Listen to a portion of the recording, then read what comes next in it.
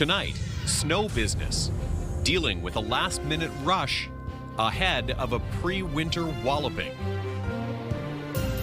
Recognized for bravery. And in that moment, I just needed to ensure that I protected those people. The Waterloo Regional Police Officer who dealt with a hatchet-wielding man. Once that uniform goes on, we step into the unknown, and we just don't know what we're going to face. Shares his thoughts on a dangerous day. Up for sale.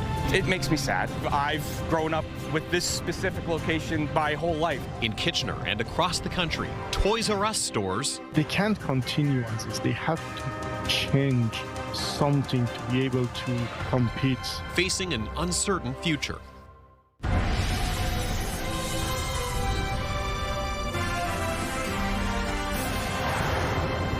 Good evening. You could call this the calm before the storm. Waterloo Region and most of southwestern Ontario are expecting high winds and, depending on where you are, snow that could be quite heavy over the next few days. CTV's Jeff Pickle joining us now live from Cambridge. And Jeff, you know, we should note it's pretty calm now. The roads and sidewalks where you are look dry, but a lot of people getting ready for what could be to come. Yeah, absolutely, Tony. A little bit of the breeze, a little bit of the wind starting to pick up a little bit, but yes, obviously no snow and everything moving well right now. And yes, we did speak with some experts today about people getting prepared. And they say most of us, unfortunately, won't really start to get prepared for winter conditions until after the storm is when we'll get ready. Shovels we have, the old traditional Canadian made, I might add. When it comes to snow removal, a good shovel goes a long way. You'll note that it's a smaller path, so you're not overloading yourself. And shovels, along with snow blowers and salt, are starting to move off the shelves at Bowman's Home Hardware in Cambridge. It's starting to pick up now, and especially today as we've got that cold weather coming through. With plenty of shovels to choose from, Bowman says salt and ice melter are his main concerns. So salt supplies might be tight again this year. Having trouble with softener salt, getting it. Lead times are high, so that's tough, especially when everybody needs ice melter and road salt. Still plenty of time to pick up those supplies before the snow flies. But if you're still waiting to get your winters on. We've been booking almost a week to 2 weeks out. We asked people if they could leave the car with us. We'll try to get them in same day. At Fowler Tire, it's been a busy month. We've been run 60, 70 cars a day. And then today so far hasn't been as crazy. So still busy, but not crazy. But he says business will really pick up after the storm. It'll probably be the day after. You know, it's we always wait. Yeah, we always procrastinate. It is what it is. You know, the certain people will come in and prepare, and then there's the other ones that will deal with it after. With road crews on standby and supplies in stores, it's a good day to get ready. And I certainly don't want to come off holier than thou, because I am definitely not ready for winter weather on a number of levels, so I'm right in there with you. But tonight should be a fairly smooth ride home for people who still need to drive. Could be tomorrow morning that there's problems, and also probably a good idea to keep vehicles off the road if you can park in a laneway. If those plows do have to come out, makes it a lot easier to plow without on-street parking. Tony? Okay, Jeff Pickle live in Cambridge. Jeff, thank you for that. And let's zero in on some of those weather details now as we head over to Alex Pinto at the weather wall. There's a lot to cover. You know, Jeff made a good point that really resonated with me, because my winter tires don't go on until next week. So from now until Saturday, I don't plan to be doing too much driving. No, park that car. If anything, walk somewhere safely, of course, because it's going to be slick out on the sidewalks as well. But yes, snow squalls and snow squall watches.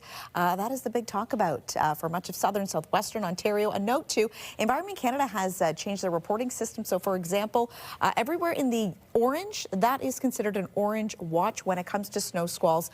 In terms of the impact level, that is going to be considered extreme. So anywhere from 30 to 50 centimeters of snowfall is possible. And the yellow watch, which is what we are sitting at here in Kitchener-Waterloo, this hour impact level is considered moderate. So below that, so anywhere from 15 to 30 centimeters of snow is possible. But of course, that local blowing snow with strong wind gusts is always a concern. Visibility out on the roadways, especially in rural areas as well. So yes, this is expected in terms of those flurries, the squall activity tonight, possibly lasting right through until Saturday. So a few days to enjoy some winter-like weather, but of course doing so safely. We're going to break down special weather statements as well that we are following a little bit later. Tony. Okay, we'll talk to you shortly for all those details. Thank you, Alex.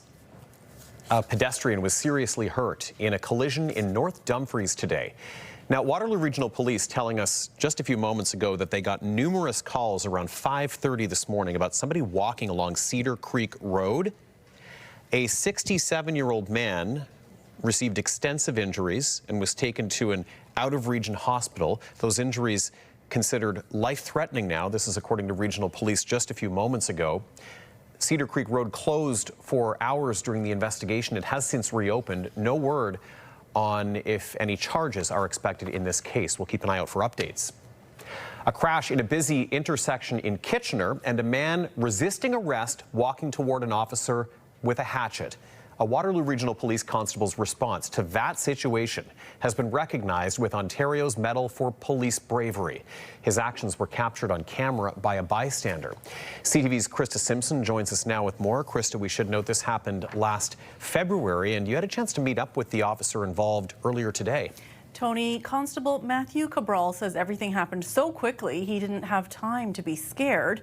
He says he just knew he had a job to do to keep everyone in the area safe. A bystander captured video of the scene as it unfolded on February 5th. Waterloo Regional Police Constable Matthew Cabral in a dramatic confrontation. No way! It goes to show what officers do deal with on any given day. It happened at the intersection of Strasbourg and Blockline Roads in Kitchener, a busy place during the evening commute. Police say a man in a vehicle registered to a suspended driver had run a red light and crashed into another car. There were pedestrians crossing the street. There were the occupants of that vehicle that was involved in the collision, that they were trying to exit the vehicle. There were people outside of their vehicles yelling and screaming. And in that moment, I just needed to ensure that I protected those people and also ensure that the individual that I was dealing with was also protected as well. A man climbed out of the vehicle and threatened the constable. Cabral used his conducted energy weapon twice. It was not effective. He then wrestled the man to the ground, but the man managed to get up. He tried to grab the officer's gun, then went back to the truck and pulled out a hatchet. He's gonna axe. Holy So I continued to just reacted to his behaviors and assessed and reverting back to my training and ensuring that I maintained distance and continually tried to tactically communicate with the individual. Oh my God.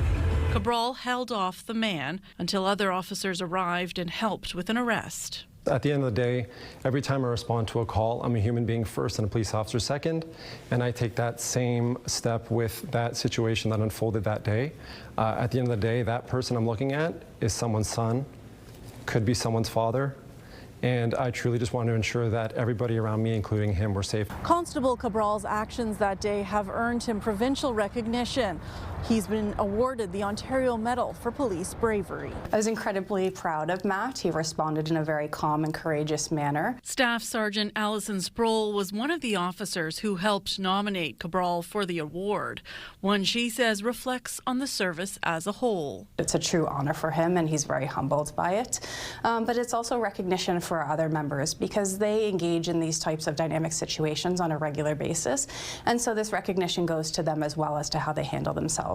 Cabral says it's surreal to be recognized for what he describes as simply doing his job. Once that uniform goes on, we step into the unknown, and we just don't know what we're going to face. And I'm glad that it was captured, and it did go viral, because it shows the public what officers can go through on any given day. After the incident, Regional Police said a 27-year-old Kitchener man was facing a slew of charges, including possession of a weapon for dangerous purpose, assaulting a police officer, assaulting an officer with a weapon, resisting arrest, disarming a police officer, and dangerous operation of a vehicle. Police say his case remains before the courts. Tony. Okay, Krista Simpson joining us live with that report. Krista, thank you. It's an alarming statistic. More than 23,000 patients have died while on waiting lists for surgeries in this country in the last year alone. CTV's Heather Wright now on the numbers and one family's heartbreaking personal story. Debbie Fuster was expecting a straightforward triple bypass operation, a few days in hospital and then recovery at home. Except the Manitoba woman died before ever getting the surgery. It still feels like shock. Daniel Fuster says doctors told his mom she needed heart surgery within 3 weeks. She was left waiting for nearly 3 months. There was some major mess ups that resulted in her file basically not going to where it needed to go. Fuster is not alone. According to public policy think tank secondstreet.org, nearly 25,000 patients died in Canada while waiting for surgeries or diagnostic procedures between April 2024 and March 2025. But the organization warns the numbers are likely higher, as many provinces don't track these deaths or only collect partial data. Fundamentally, these are embarrassing numbers, and I think that's why governments are not keen to go out and track them carefully. Second Street is calling on all provinces and territories to track and disclose these deaths. They also want to see hospital funding tied directly to performance, a reform they believe will improve wait times. It's crazy to keep doing the same thing, throwing money at the system and hoping something will change. Another proposed reform is Debbie's Law, a Manitoba private member's bill championed by the Fuster family, which would require health authorities to inform patients when life-saving treatment cannot be provided in a timely manner. Debbie's Law is not perfect. It's not going to solve every problem, but it is a great starting point to begin asking for transparency. This year's numbers mark a 3% increase from last year, and according to Second Street, since 2018, more than 100,000 people have died in Canada while waiting for some sort of surgery or procedure. Heather Wright, CTV News, Toronto. Ontario's Financial Accountability Office has released its latest data on the province's economy. CTV's Siobhan Morris takes a closer look at the numbers. There's the government bluster. We continue to be a manufacturing powerhouse. Numbers from Ontario's Financial Accountability Office tell a different story. Autos has been down an awful lot. Same with steel production. Machinery, too. The budget watchdog says you have to go back to 2015 to find lower manufacturing activity. Almost 21,000 jobs lost in 2 years. Pintos and Mavericks, and they sell well.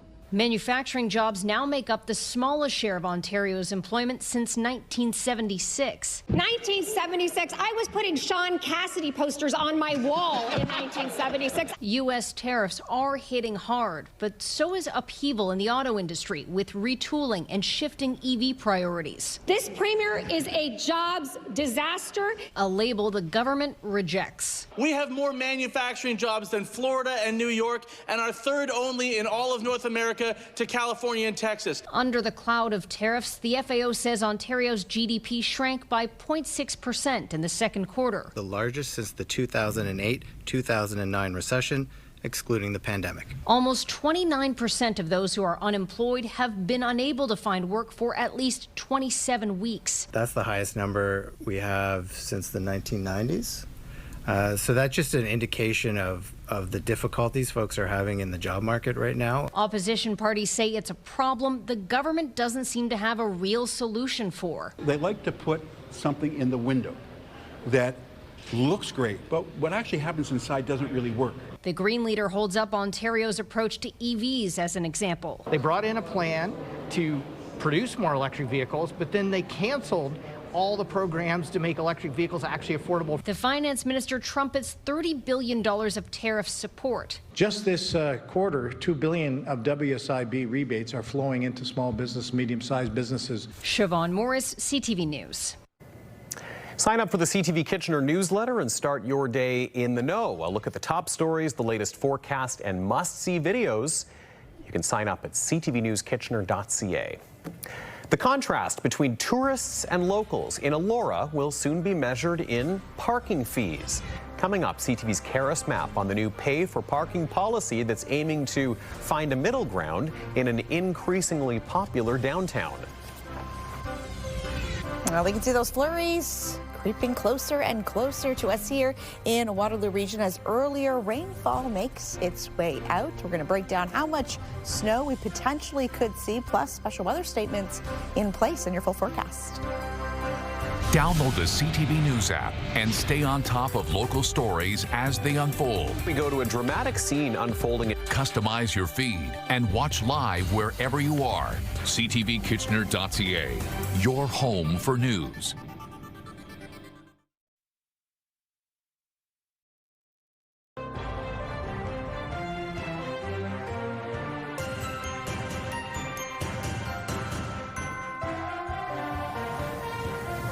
The future of Kitchener's Toys R Us store could be in jeopardy. It's up for sale, and so are some others across the country. This follows a wave of other store closures. CTV's Ashley Bacon now on the uncertainty over what was once a retail staple. It's the biggest shopping seasons of the year. I'm looking for an army tank for my grandson. We're just doing some Christmas shopping here at Toys R Us, just because this is where we've always come. But now, questions after a for sale sign was recently posted outside the Toys R Us location on Fairway Road in Kitchener. There's aisles and aisles upon for ages 0 to 5 or like 5 to 10, where it just offers such a large variety. I think that's just what will be missed most, really. Toys R Us has been clawing its way through financial issues for a few years, according to marketing professor Abraham Mazaharai. They can't compete with Amazon in terms of the number of available items that they sell. They can't compete with Walmart or Costco in terms of price, and Elora, of course, in terms of price. So they're kind of in the middle. The shift happening faster than the brand has been able to adapt. As a traditional big box retailer store that you used to do business the same for many, many years, it's very hard to change overnight. It's very hard, and that's why these companies usually realize it when it's too late. On the real estate agent's webpage, a number of other sites throughout Canada are also listed for sale. Here in Kitchener, shoppers already seeing a decline in inventory inside the store. There's not as much merchandise on the floor, and I really can tell that, so it's really hard to find things. For consumers who've shopped at the Fairway location for years, it's possible departure leaving a sour note ahead of the holidays. My dad and my mom would take me and my brother here quite often, just to look around and just to explore, find new things, not even just necessarily to buy stuff, but just as someone who's grown up in the area and just who has sentimental value attached to this place. It is a little heartbreaking just to know that one day it just won't be here. It's still unclear if or when the store will close permanently or if the location is looking for new ownership. Ashley Bacon, CTV News, Kitchener. New year, new parking rules in Elora. Spaces are at a premium in the downtown, which is an increasingly popular draw for tourists. Starting in January, if you don't live there, you'll have to pay to park. CTV's Karis Mapp reports. Parking will no longer be free in Elora's downtown come January. Centre Wellington residents can register for an exemption, but out-of-towners will pay $3 an hour. The change is expected to generate roughly $300,000 in the first year and cost the same to implement. There will be a large amount of signage in the downtown core where people would be able to scan a QR code. We'll also have kiosks about the downtown. The community was split into two zones, with the first allowing for 3-hour parking. Zone 1 is effectively the core areas, the main streets on Mill and Geddes. We've also got the ancillary and external to Zone 1 as Zone 2, which would be 24-hour parking. With Elora growing as a tourist hotspot, the decision to make visitors pay up has left people torn. It is a small amount, but there's a lot of people that every dollar counts, and enjoying the community shouldn't be kind of limited from that sort of thing. Probably in your bigger city centers that you're traveling from, you do pay for parking anyway, so it's not something that we shouldn't be doing and encouraging to support the community. One concern raised was for employees commuting to work. A lot of the people that work here are not from Centre Wellington. They're from Kitchener, Waterloo, Guelph. So we had to figure out a way that they wouldn't have to pay to come to work. Now, qualifying businesses can get 10 exemptions for staff, but there is confusion about who's included. We're not exempt from that. And we already have a lot of problems parking down here because obviously we can't all live in Elora. Even with visitors bearing the new expense, some locals say it doesn't solve parking capacity as a whole. Right now, parking in Elora is tough, especially on the weekends. So for, like, say, a server who works here, who starts at 2 o'clock in the afternoon, they're probably going to have to park 4 or 5 blocks away. Others worry it just pushes the problem into other parts of the community. As a resident of a residential area really close to here, we already have an issue of people blocking driveways, parking on lawns, you know, taking up spaces that are not proper parking spots. Whether for or against it, paid parking will be coming to Elora's downtown core starting on January 5th, meaning signage and kiosks will be installed in the coming weeks. Kara Smap, CTV News, Elora. Impaired driving continues to be a problem on our roads, and it's not just what drivers have had to drink or smoke. A new study is offering insight on the impact edible cannabis can have on young drivers. CTV's Beth McDonnell with that. From chocolate to gummies, there are people consuming cannabis edibles and getting behind the wheel. There is still this misconception that cannabis makes you a safer driver, or it doesn't have an impact on driving, or it's not as dangerous as alcohol-impaired driving, when in reality, impaired is impaired. Now, a new study conducted by the University of Saskatchewan with support from CAA is shedding light on the timing and effects of driving high with these products.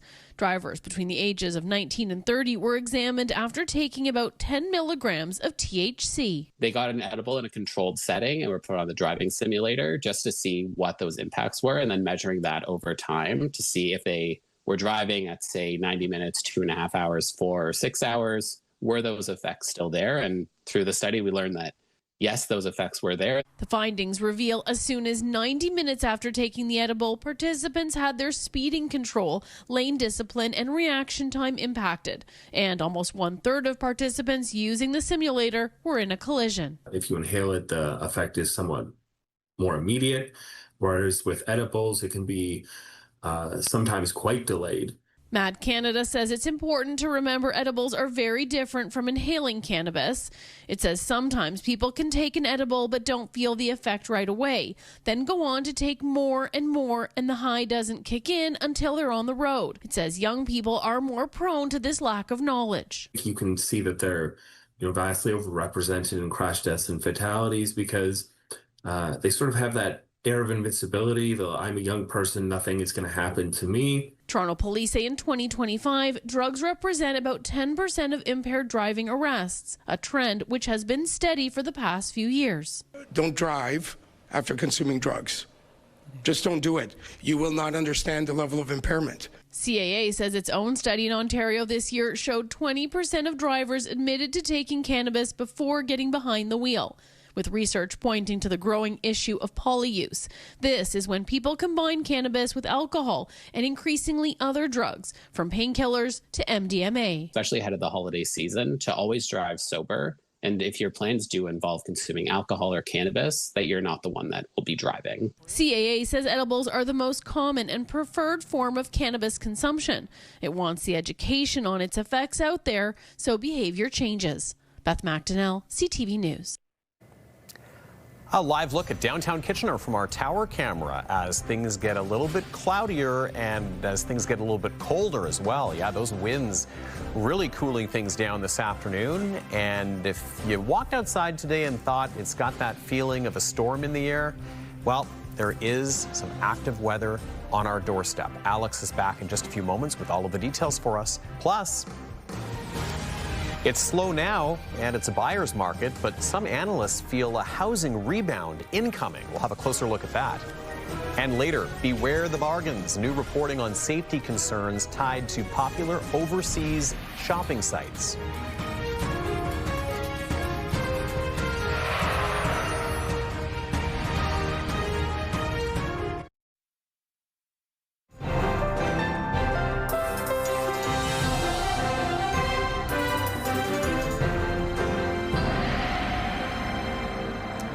Well, things are getting a lot cooler out there. It was really noticeable today. I noticed how mild it felt this morning on a walk that I took, but then by afternoon, really felt like the temperature had started to plummet. I think it was just the wind, because the wind's getting so strong. It is, and of course with the wind, that is prompting a special weather statement that we get to enjoy over the next few days. Snow. Yes, but we did hit a high of 10 degrees today, so hopefully you had a chance to enjoy some more mild weather, because winter is right on our doorstep. I was on that walk, and it was mild, and it was around 11 this morning, and I was thinking, this is the end.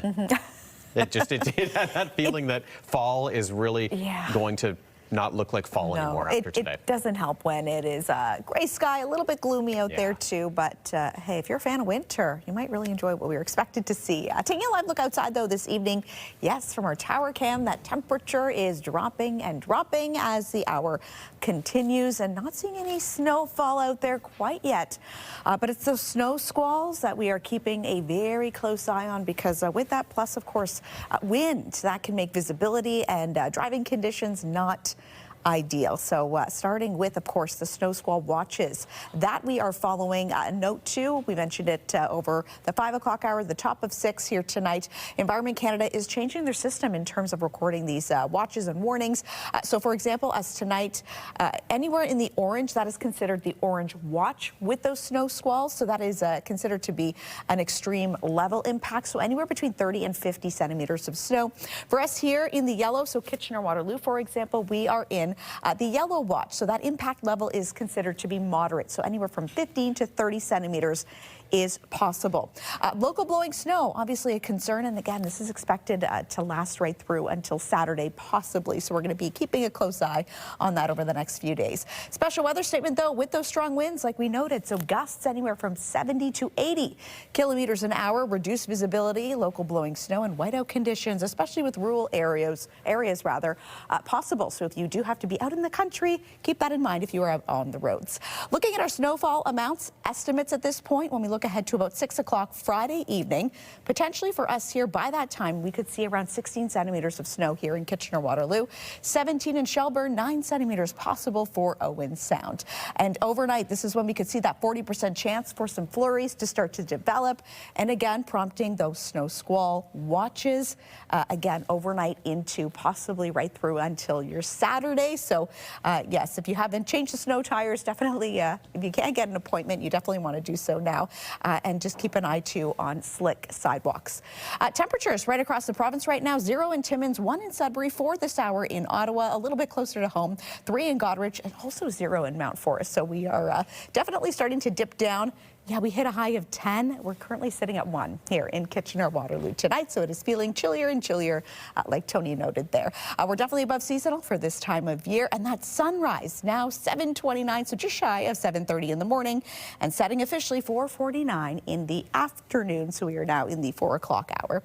Overnight, -1 is our expected overnight low. Cloudy, and again, that 40% chance of flurries expected to develop, and that blowing snow overnight, something again to keep an eye on with those wind gusts. We could see anywhere from 2 to 4 centimeters of snow. That is possible. And then getting into your day tomorrow, 0 degrees is our expected daytime high, with those flurries and snow squalls expected to stick with us. Potentially could see 10 centimeters or so. So over the next several days, not going to really enjoy much vitamin D. Cloudy conditions, those flurries, possible squalls sticking with us right through until Saturday, potentially, like we noted. For Lambton, Kent, and Essex, some flurries expected to start for you as well. High of 1 degree. You might potentially see a little bit of sunshine peek through those clouds on Friday, dropping though to an overnight low of -5. And again, keep those squalls in mind as well. And Southern Georgian Bay, cloudy conditions, similar for you as well. Flurries or squalls on and off right through until the weekend is expected. And here is tonight's Weather Watcher picture. Rusty here enjoying a wonderful walk.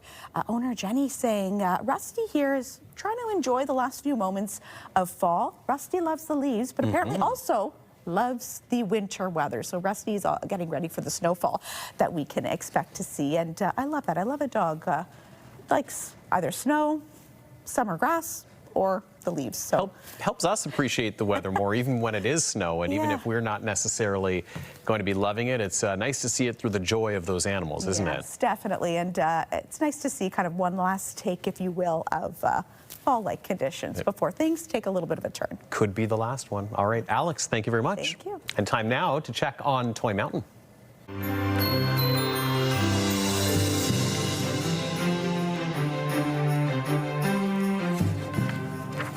Everyone was wondering if I would pause for that. I got you guys in the control room. I got you. All right, what we're going to do tonight is something a little bit different. We're heading live to Cambridge now. A new restaurant is opening there. It's called Something Different. Leanne Evans joins us now live from the restaurant. And Leanne, the owner happens to be a very well-known chef, Chef D, and he's asking people to bring more than their appetites. He's asking people to bring a donation for Toy Mountain as well. Yes, exactly, Tony, and we are more than happy to be here to support our friend Chef D. Congratulations, my friend. Thank you. Welcome. Thanks for having us. Different. Thanks for having us. How excited are you? I'm speechless, and I can't stand still today. It's been this is like we were talking off air. This has been a dream coming for 41 years. A restaurant, a place that I can call my own, and this is absolutely fantastic. And it's great to be here, and it's great to support Toy Mountain right now. Yeah. So you've asked guests. Oh. Look at this. We're already getting a nice, well, first, cheers, my friend. And you've asked guests and everyone coming by to bring a donation for Toy Mountain. I know Toy Mountain's something you've participated in for many years. You're always there to support us at the finale. Why did you choose to ask people to support this cause? It's such a great thing, and the community has been so great to me, supporting us in so many different ways. And this way we can give back to some people that won't have toys underneath the Christmas tree, and that's such important to the kids in our society. And sorry, in our community, and yeah, that's why. Okay, well, thank you for doing that. And now I need to know more. What is Something Different all about? What can people expect? Something Different is going to be open from Thursday to Saturday.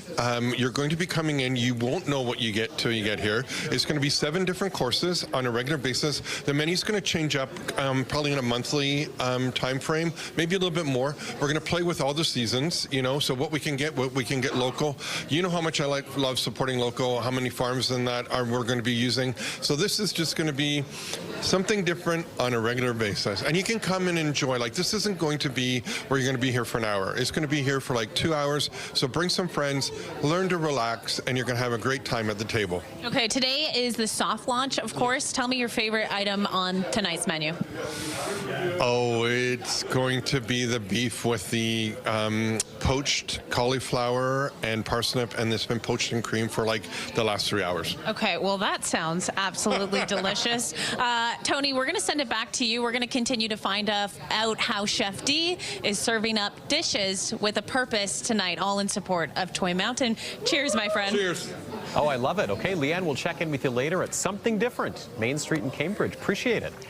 All right, up next, Southern Ontario's been hit hard by steep U.S. steel tariffs, and today the Prime Minister announced some relief for that sector. Closer look in just a couple of minutes.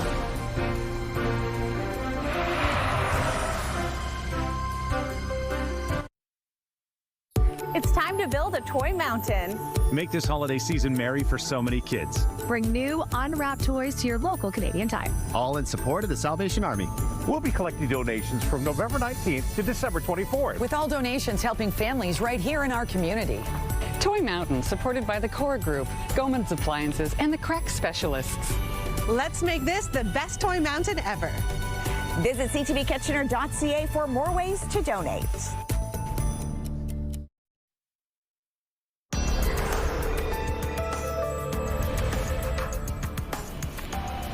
A growing number of Canadians are missing non-mortgage debt payments. That's according to Equifax Canada, which says the number of consumers who missed a debt payment other than a mortgage in the third quarter was 1.63%. Now, that may sound small, but the Credit Bureau says it marks a 14% jump from the same period last year. In Toronto, the increase was closer to 20%. The report also says financial stress remains highest among people ages 18 to 35, with 1 in 20 of them missing a credit card payment during the period in question.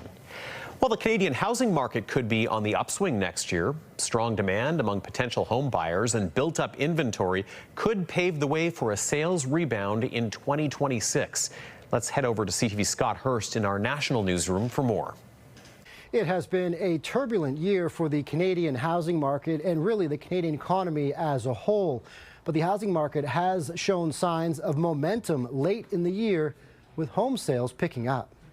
According to the latest national numbers from the Canadian Real Estate Association, home sales recorded monthly gains in 6 of the last 7 months, and that's expected to continue into next year. RE/MAX is also out with its 2026 Canadian housing market outlook, and the projections could have a lot of people getting off the sidelines. According to RE/MAX, sales are expected to pick up on average nationally almost 3.5% next year, with prices expected to fall some 3.7%. And according to the survey, 10% of respondents plan to buy a home in the next 12 months. That's up from 7% earlier this year, and half of them are likely to be first-time homebuyers. RE/MAX is citing added inventory as one of the factors that's been moderating the price this year, with listings in 2025 increasing year over year in a majority of regions across the country. The added supply has been a factor in pushing prices lower, coupled with falling interest rates that are becoming much more favorable from a buyer's perspective. Scott Hurst, CTV News, Toronto. The Prime Minister today announced an economic lifeline for Canada's steel industry. It's coping with a U.S. import tariff of 50%, which has pushed the sector to the brink. CTV's Judy Trin reports. After enduring half a year of Donald Trump's 50% tariffs, Canada's steel industry is teetering on the edge. Our order books are not being filled up at this moment because nobody's investing. It's such a real perilous time. We must protect our workers and our industries who are most exposed to U.S. tariffs. The Liberal government is introducing new measures to reduce the amount of foreign steel.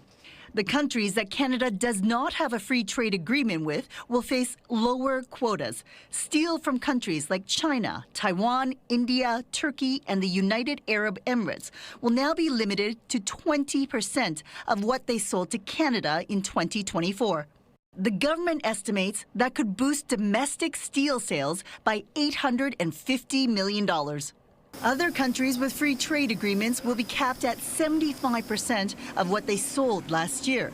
But U.S. imports won't be capped. But all American steel products will continue to face 25% tariffs.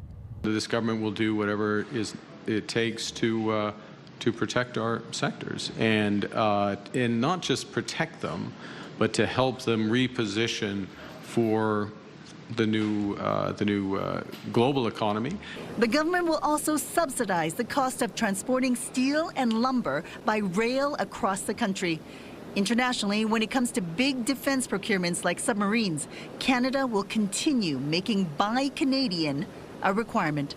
We will absolutely make sure that there are steel and aluminum and sometimes, depending, lumber requirements, because we need to protect jobs in these tariff sectors. Those were the carrots, but there's also a stick. The government announced it will end remissions or refunds for Canadian companies impacted by U.S. tariffs by January 31st. Mark Carney also said that he spoke with President Trump last night and that he will be headed to Washington next week as part of FIFA World Cup events. Judy Trin, CTV News, Ottawa. It can be fast and affordable, but what about safety? Coming up, new concerns raised about online bargain shopping from sites in China.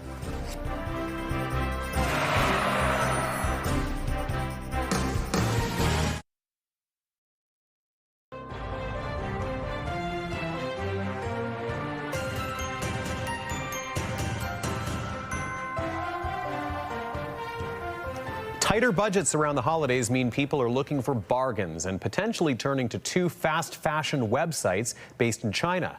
But a new study is raising safety concerns about things being sold by those online retailers. CTV's Kelly Gregg reports. With Black Friday and Christmas, for many, it's the season to spend. But according to the Retail Council of Canada, Quebecers plan to buy 20% less than last year. And that could mean turning to this.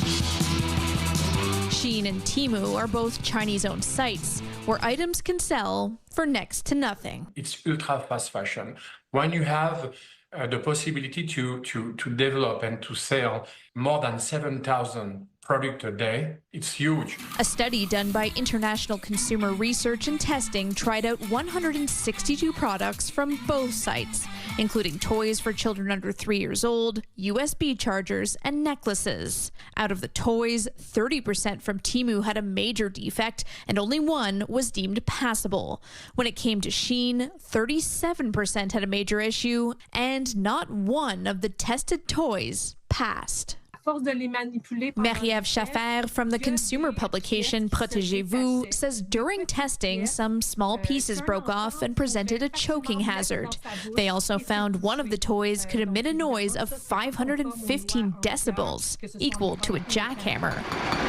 Nearly all of the USB chargers from both sites had a problem. One of the major issues there was overheating. And for the necklaces, the vast majority passed, with only one issue from Temu, with Shein being more unreliable. The tests were done in Europe, but many of the safety standards are close to Canada's. Shein responded to CTV saying the products were sold through its website by a third-party vendor. It says it removed the items and commissioned its own testing. As for Temu, it could not meet our deadline. The findings come as more Quebecers turn to these low-cost websites. A recent survey found in the latter part of last year, 1 out of every 5 Quebecers bought something on Temu. Now it's 34%. For Shein, it went from 16 to 25%. People have tight budgets and want to get the most bang for their buck, says Schaffer. But if it poses a risk, is it worth it? Maybe we have to wait and to have an accident to see something coming from the government. But right now, nothing. Consumer groups urge shoppers to be careful with their giving, so you know what you're really getting. Kelly Gregg, CTV News. We've got more coming up, but first let's check in once again with Alex. We are noticing a few flakes out there in downtown Kitchener this hour as we get ready to welcome some more winter weather. We'll take a look at how things are shaping up first thing in the morning in Wake Up Weather coming up. Stick around for E-Talk right after CTV News before The Big Bang Theory at 7:30. Then at 8, it's Shifting Gears before another episode of The Big Bang Theory. And then Georgie and Mandy's first marriage before The Amazing Race airs at 9:30. 105.3 Virgin Radio is KW's #1 hit music station. Home of Jeff, KP, and Backstage Ben in the morning. Listen to 105.3 Virgin Radio everywhere with the iHeartRadio app.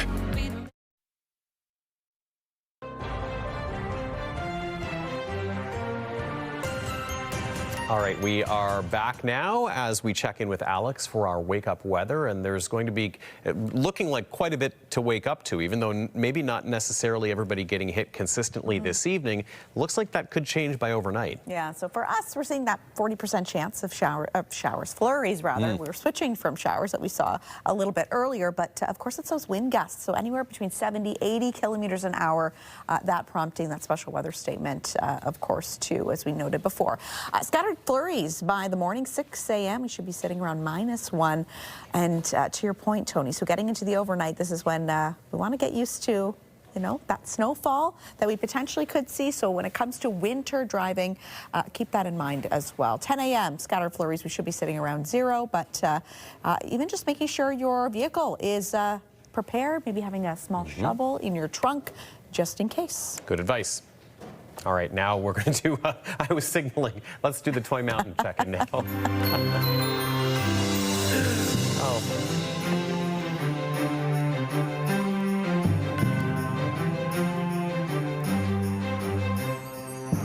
Giving everyone a peek behind the scenes here. That's sometimes what I do when I can't say something, but when I need something to happen. Okay, let's get back to Leanne now and get this back on track. She is at Something Different. It's a brand new restaurant in Cambridge, and the man behind it is Chef D. Leanne, Chef D was telling us this is a decades-long dream of his, and he's decided to use this soft launch tonight to collect donations for Toy Mountain. It's a real win-win for the holidays. Yes, exactly, Tony, it is. And everybody here came in the holiday spirit as well. You can see we've got a mini toy mountain here growing. We've got dozens of toys on here. Also bringing in some cash donations from guests who are coming in to something different tonight. And like you said, it is a win-win. We're going to bring these toys to our mountain in studio after tonight is over. But first, before we let you go, I'm going to take you back and show you where all the magic happens. Come along back here to the kitchen. We're going to go find Chef D because he's getting ready to serve all of these guests up for the first soft launch of something different. And there he is. Hey, Chef, how you doing? I'm good. I'm good. I'm just getting our amuse ready. So we have a little bit of a tuna tartare. We're going to put it into our spoons, and then we're going to go, but I might have a little piece of bread there, you know, our homemade potato bun that we're going to be serving tonight. And this is one of 7 courses that we're going to be doing here at Something Different. Okay, tell me a little bit more about Something Different. I know you said this is a dream that you've had for so long. Why now? Why did it come to fruition now? To be honest, because I turned 61 this year, and just when, you know, we've been doing a lot of catering, a lot of running around, a lot of lugging. So I'm thinking, why don't people come and see me, and I can stay here. I can, you know, I know our tagline's, hey, I'm Chef D, you never know where I'm going to be, but right now it's going to stay here, and it's a natural fit right now. Okay, and also, of course, you're supporting Toy Mountain tonight. We're so grateful for that. The Salvation Army's grateful for that. We got dozens of toys out there. We also got some cash donations too, but it's not only that, you're also supporting the food bank tonight. Yes, we are. So every bottle of wine or glass of wine that we do serve tonight, we are going to give all the proceeds to the food bank, the Cambridge Food Bank right here, because they're just down a couple blocks away, and you know, they're doing great things every day. Okay, perfect. Well, Tony, hate to break it to you, but Chef D invited me to stay for the dinner tonight, so I'll be enjoying this delicious 7-course meal. You know what? You'll never know where he'll be, but tonight he's at Something Different. Tony, back to you. That sounds great. All right, Leanne, thank you so much. Appreciate that as we take a look at that new restaurant. And Alex, you know, I love a good amuse-bouche at a restaurant, and that sounds pretty good. It sounds, I cannot have that right now. No. But after baby arrives, I'm going to be there for that. The tuna tartare will be back on the list after that. We'll be back here tonight at 11:30. We'll see you then. Have a good night. Take care.